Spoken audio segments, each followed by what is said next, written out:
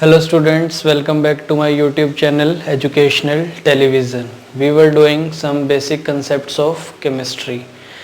If you are new here, then subscribe now. Students, you know that chemistry is the science of experiment. अब जब भी हम कोई experiment perform करते हैं तो ये तो ज़रूरी नहीं है कि हर बार जो है सेम ही हमारे पास जो एक्सपेरिमेंटल वैल्यू है वो निकल कर आएगी, है ना। तो जो वैल्यूज़ जो भी हम कोई सपोज़ कोई एक मेज़रमेंट भी कर रहे थे, है ना, लेंथ की ही मेज़रमेंट थी, तो उसमें भी थोड़ा सा जो है वैल्यूज़ जो हैं वो डिफ़र कर जाती हैं, and that difference is known as experimental error. तो when a person repeats the same experiment he may get different set of values. तो जब भी कोई अगर एक पर्सन है वो सेम एक्सपेरिमेंट को रिपीट कर रहा है तो उसको डिफरेंट सेट ऑफ वैल्यूज़ मिल सकती हैं उस एक्सपेरिमेंट की, ठीक है। तो अब डिसाइड करना मुश्किल है कि कौन सी एक पर्टिकुलर वैल्यू ठीक है जिसको कि हम लेकर आगे अपनी कैलकुलेशन प्रोसीड कर सकते हैं. सो उसके लिए दो टर्म्स जो कि हम केमिस्ट्री में यूज़ करते हैं, those terms are precision and accuracy. ठीक है। अब अगर सिर्फ एक ही क्वांटिटी की मेजरमेंट हो रही है दो या दो से ज़्यादा बार और डिफरेंट सेट ऑफ वैल्यूज़ आ रही हैं, तो वो हमें क्या बताएगा, प्रिसीजन. अगर हमें पता करनी है कि वो जो वैल्यूज़ आ रही है वो ट्रू वैल्यू के कितने क्लोज है. जब दो या दो से ज़्यादा बार हम सेम क्वांटिटी की मेजरमेंट करेंगे तो जो डिफरेंट सेट ऑफ वैल्यूज़ आएगी वो हमारे पास प्रिसाइज वैल्यूज़ होंगी. एक्यूरेसी का मतलब क्या है कि सिर्फ एक बार हमने एक्सपेरिमेंट परफॉर्म किया, हमें पहले से पता था कि इसका जो आंसर है वो ये है, और हमने जब एक्सपेरिमेंट वो परफॉर्म किया तो वो वैल्यू उस आंसर के कितने क्लोज है, वो क्लोजनेस हमें क्या बताएगी कि हमने जो एक्सपेरिमेंट परफॉर्म किया वो कितना एक्यूरेट था और कितना नहीं था. ठीक है ना. तो ये मेरे को लग रहा है कि आपको समझ आ गया होगा. सो प्रिसीजन एक्चुअल में क्या है, precision refers to the closeness of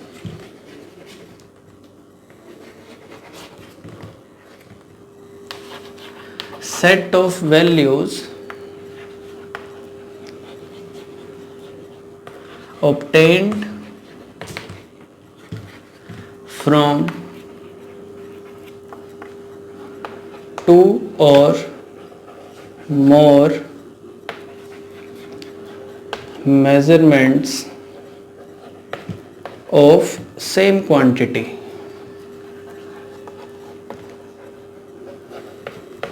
तो जब हम सेम क्वांटिटी की मेज़रमेंट करेंगे दो या दो से ज़्यादा बार, तो जो हमारे पास सेट ऑफ वैल्यूज़ आएंगी वही हमें पता लगेगा, those are the precise values. And accuracy, वो मैंने अभी क्या बताया आपको, accuracy refers to the closeness of a single measurement.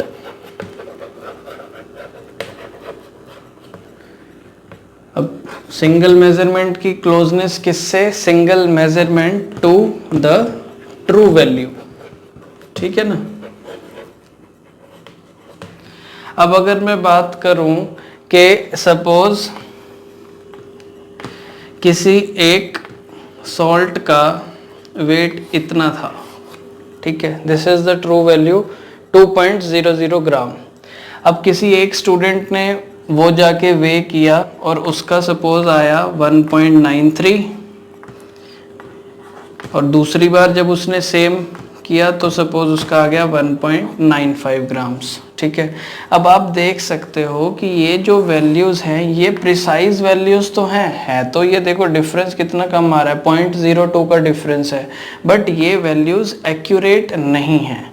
ठीक है. तो ये इन वैल्यूज़ को हम कह सकते हैं these are precise but not accurate.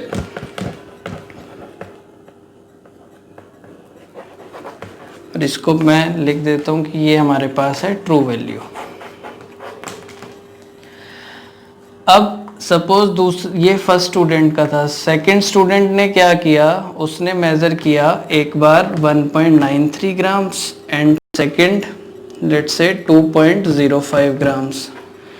अब आप देख सकते हो कि इनके बीच में डिफरेंस भी ज़्यादा है और ये ट्रू वैल्यू से भी काफ़ी दूर है, तो ये वैल्यूज़ ना तो प्रिसाइज हैं, नाइदर प्रिसाइज नॉर एक्यूरेट, ना ही ये एक्यूरेट हैं।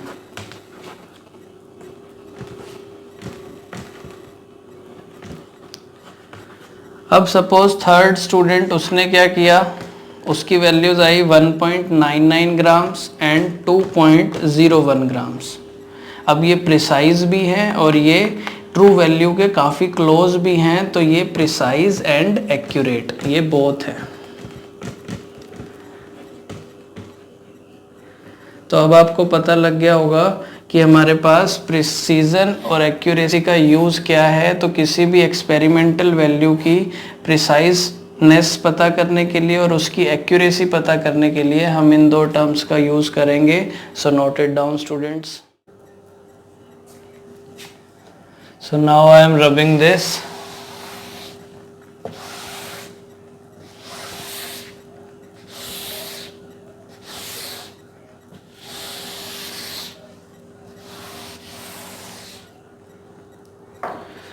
Now students, अब आपको ये तो क्लियर हो गया है कि हमारे को जो प्रिसीजन और एक्यूरेसी का यूज़ कहाँ पे है। अब जो अनसर्टेनिटी है किसी भी चीज़ की मेज़रमेंट में, उसको हम रिप्रेजेंट किनके द्वारा करेंगे। The next topic is significant figures.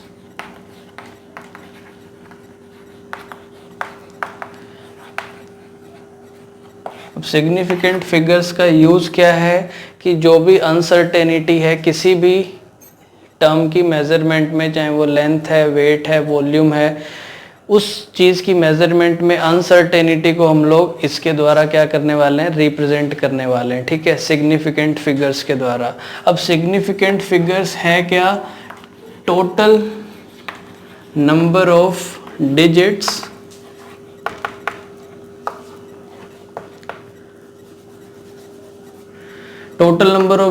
which are representing, we can write representing any measurement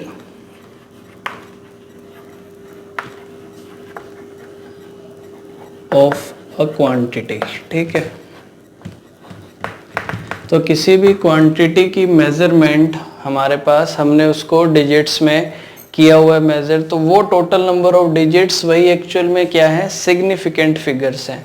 अब हमेशा आप सिग्निफिकेंट फिगर्स के रूल्स काफ़ी सारे हैं कि कौन कौन से डिजिट सिग्निफिकेंट फिगर्स हैं, कौन कौन से नहीं हैं।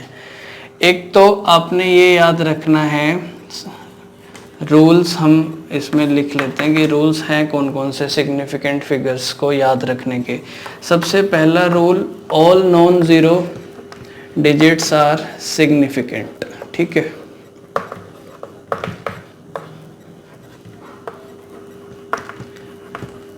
अब इसका मतलब क्या हुआ कि जितने भी नॉन ज़ीरो डिजिट्स हैं 1 2 3 4 से लेके, ठीक है, 9 तक, वो सारे नॉन ज़ीरो डिजिट्स वो तो सिग्निफिकेंट होंगे ही होंगे। सेकंड रूल, जो ज़ीरो है अगर तो वो नॉन ज़ीरो डिजिट के लेफ्ट साइड प्रेजेंट है, ठीक है, तो वो हमेशा क्या होगा, वो सिग्निफिकेंट नहीं होगा। सो ज़ीरोज़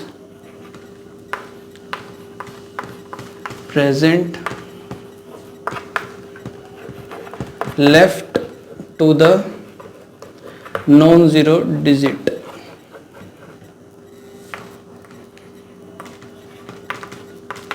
is non-significant।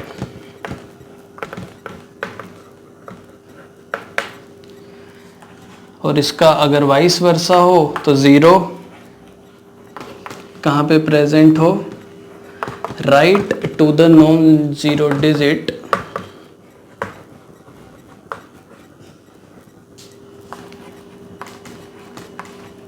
वो क्या हुआ, फिर वो हुआ सिग्निफिकेंट। ठीक है,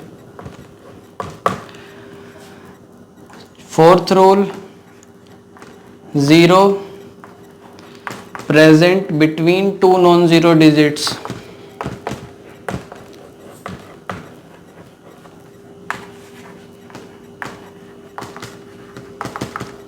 वो भी क्या हुए, आर सिग्निफिकेंट। अब एक बार ये सारे रूल्स नोट डाउन करो, फिर मैं एक एक रूल को आपको डिटेल में समझाता हूँ। So now we will see one by one, हर एक रूल हम देखेंगे। तो ऊपर वाला मैं पहले अभी रब कर देता हूँ और एक एक करके रूल भी मैं रब करता जाऊंगा। All non zero digits are significant. अगर लिखा हुआ है 132 सेंटीमीटर और आपसे पूछा गया है नंबर ऑफ सिग्निफिकेंट फिगर्स क्या हैं, कितनी हैं, तो सिग्निफिकेंट फिगर्स इस केस में कितनी हैं, नंबर ऑफ सिग्निफिकेंट फिगर्स वो कितनी है हमारे पास, 3। ठीक है ना, क्योंकि ये तीनों ही क्या हैं, नॉन जीरो डिजिट्स। तो ये आपको पता लग गया कि जब भी नॉन जीरो डिजिट्स जितने भी होंगे वो सारे ही हमारे पास क्या होंगे, सिग्निफिकेंट होंगे। Now I am rubbing this rule, ये आपको क्लियर हो गया। Second rule, zero present left to the non zero digit is non significant. यानी कि अगर यहाँ पे ही क्या लिखा होता, अगर सपोज इसको ऐसे लिख दूं मैं 0.132 सेंटीमीटर, ठीक है। अब जीरो कहाँ पे प्रेजेंट है, नॉन जीरो डिजिट क्या है, 1 नॉन जीरो डिजिट है, उसके लेफ्ट में प्रेजेंट है, तो इसमें भी नंबर ऑफ सिग्निफिकेंट फिगर्स कितने हैं, 3 हैं।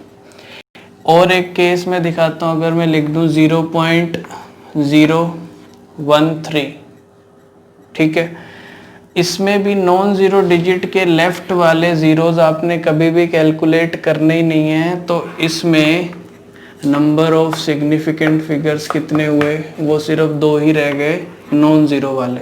ठीक है, तो जब भी जीरोज कहाँ पे प्रेजेंट होंगे, नॉन जीरो डिजिट के लेफ्ट में, तो वो हमेशा क्या होंगे, नॉन सिग्निफिकेंट। ठीक है, so this was our second rule. Now the third rule is zeros present right to the non-zero digit is significant। यानी कि अगर यही जीरो वो इधर साइड आ जाता, ठीक है ना, right to the non zero digit, suppose 0.103 centimetre है, तो इस केस में नंबर ऑफ सिग्निफिकेंट फिगर्स वो कितने हो गई, 3 हो गई, बिकॉज अब वो उसके राइट साइड प्रेजेंट है। 2.200 जीरोस तो इसमें भी हैं, बट वो राइट साइड पे प्रेजेंट है। इसमें अगर मैं बात करूं तो इसमें नंबर ऑफ सिग्निफिकेंट फिगर्स कितने होंगे, 4 1 2 3 4। अब जीरोस हम कंसीडर कर रहे हैं बिकॉज वो राइट साइड में प्रेजेंट है। ठीक है, तो राइट साइड वाले सिग्निफिकेंट। अब ये वाला रूल भी गया। Zeros present between the two non zero digits, यानी कि 2 नॉन जीरो डिजिट्स के बीच में, सपोज 3004 मीटर, तो अब ये 2 नॉन जीरो डिजिट्स और इनके बीच में जीरोस प्रेजेंट हैं, तो नंबर ऑफ सिग्निफिकेंट फिगर्स वो कितनी हमारे पास, 4। अब जीरोस को कंसीडर करना ही करना है, ये भी क्लियर हुआ।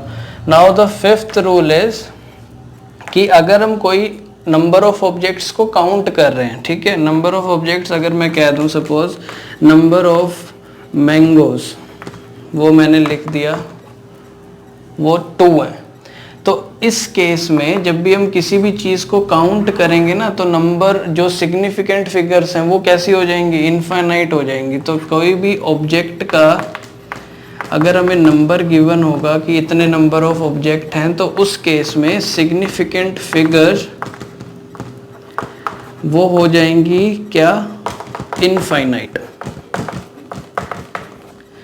कैसे इनफाइनाइट हो जाएंगी, क्योंकि ये नंबर ऑफ मैंगोज 2 है, तो इसको मैं 2.0 भी लिख सकता हूँ, इसको 2.00 भी। सिमिलरली जितने भी जितने आपको जितने मर्जी ज़ीरो इंक्रीज करते जाओ, वो क्या रिप्रेजेंट कर रहे हैं आपको, उतने ही नंबर ऑफ मैंगोज रिप्रेजेंट कर रहे हैं। और मैंने ये बताया है कि नॉन ज़ीरो डिजिट के राइट साइड वाले वो तो सिग्निफिकेंट फिगर्स होते हैं हमारे पास, तो सिग्निफिकेंट फिगर्स वो भी क्या हो गए, इनफाइनाइट हो गए, क्योंकि इनफाइनाइट नंबर ऑफ ज़ीरोज़ जो हैं वो हम ऐड कर सकते हैं। तो ये सारा था हमारे पास सिग्निफिकेंट फिगर्स, ये नोट डाउन कर लो। After that we will do कि हम कैलकुलेशन जो पार्ट है सिग्निफिकेंट फिगर्स में वो कैसे कैरी आउट करेंगे, फिर वो करते हैं। Note it down students. So now I am rubbing this.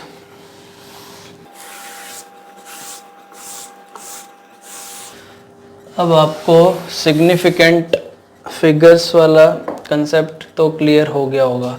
अब जब भी एडिशन या फिर सब्ट्रैक्शन करनी है, ठीक है, सिग्निफिकेंट फिगर्स में, तो आपको एक छोटा सा रूल याद रखना है कि जो एक्चुअल सम होगा वो तो उसका एक अलग होगा, जो हमने सम रिपोर्ट करना होता है वो हमेशा उतनी ही डेसिमल प्लेसेस तक लिखा जाएगा जितना कि least number of decimal places वाला उसमें एक टर्म गिवन होगी।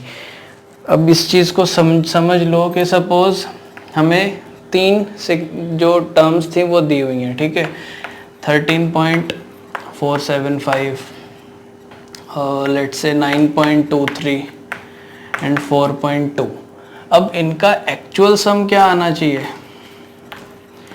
एक्चुअल सम जब हम इनको ऐड करेंगे 5 7 + 3 10 1 कैरी 4 1 5 7 9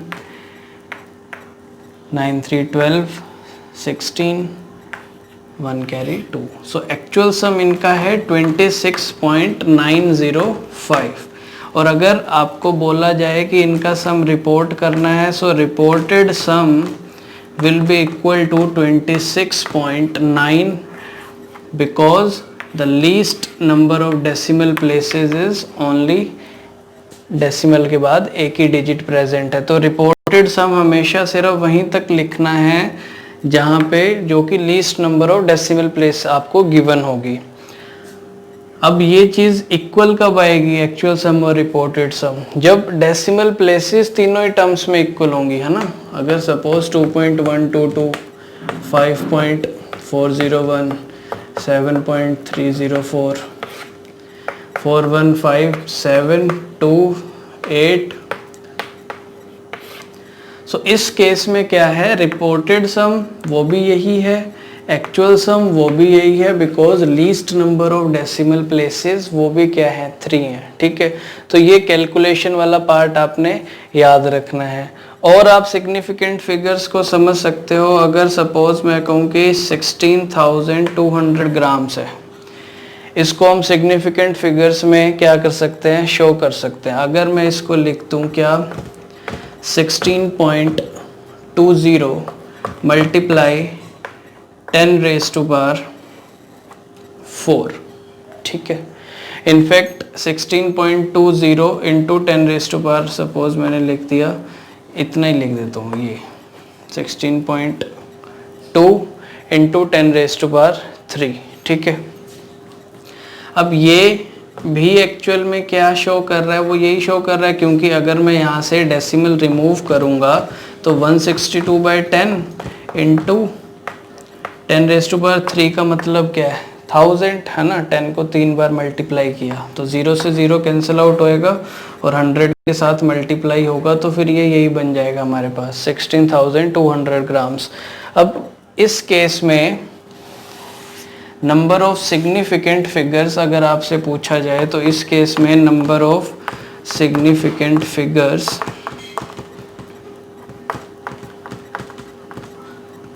वो कितनी है, 3, because all non zero digits are significant. अब अगर इसी केस को मैं ऐसे लिख दूं, 16.20 इंटू 10⁻⁴, लेट्स से 4 कर देता हूँ मैं यहाँ पे, है ना। तो अब क्या हो रहा है इसमें, इस केस में, और 16.20 इंटू 10⁻⁴ से 3 ही कर देता हूँ सपोज। अब इसमें भी अगर मैं इसको रिमूव करूँगा, अपॉन में 100 लगेगा, साथ में ये फिर से 1000 आ रहा है, 2 ज़ीरो से 2 ज़ीरोज़ गए, तो इसको जब 10 से मल्टीप्लाई करोगे तो ये फिर से यही बन रहा है हमारे पास।